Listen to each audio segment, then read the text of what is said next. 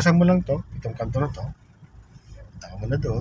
Paano malalaman kung lagpas na? Makikita mo naman side mirror yan. No? Sige, yan. Pag nakita mo dito lagpas na siya ma'am. Ayan, nalagpas na. Atrasan mo na siya ngayon. Lalagay sa reverse. Okay, then, ayan o, humihiwalay siya, kabig ka dito, papunta dito. Kabig ka pa. Kabig ka pa. Kabigin mo pang manibela mo. Para hindi ka pumunta sa kabilang lane, ano? Yan o. So, then, tingin sa likod kung may sakyan. Wala naman, sige atras. Okay, pag pumantay na yan, stop. Okay na, then, kabig ka na daw, ano? Punta tayo na doon. Sa manibela mo yan. Yan, the position sa lane. Yan.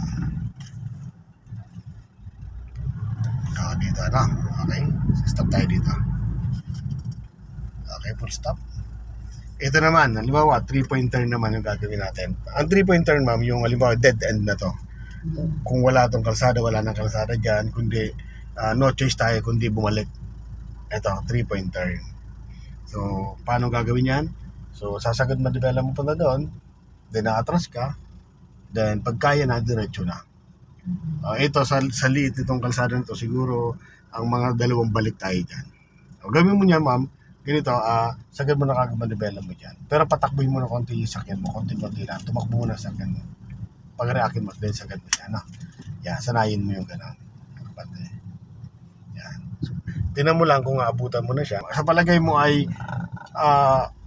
medyo malapit na sa paningin mo, so i-stop mo na yon. Mas safe kasi yan, ano? Okay na po yan. Then, pag nandiyan na sa atas po tayo, sagad manibela mo dito sa kanan naman. Isasagad mo siya dito. Itingin naman ako dito. Opo, ma'am. Ang mata naman natin, ang attention dito. Yung gulong mo, lalapit mo sa gutter. So, dahan-dahan lang. Doon sa gutter na yun, lapit mo. Kunti pa, then stop. Okay, then, kabig ulit doon. Sagad manibela mo.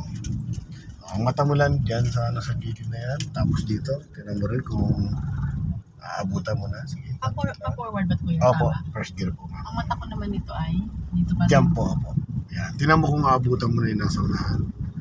Palagay maabutan mo na. Okay, konti pa, ma'am. Medyo ano pa yan, konti-konti lang. Yan, okay. Then, reverse tayo. Sagad ulit manibela mo dito. Isasagad mo ulit manibela mo dito. Kukontrahin mo siya. Yun.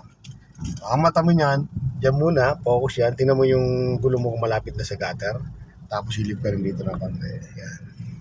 Malapit na? Yes. So, then, sabay. Kabig ulit doon. Todo mo na yan.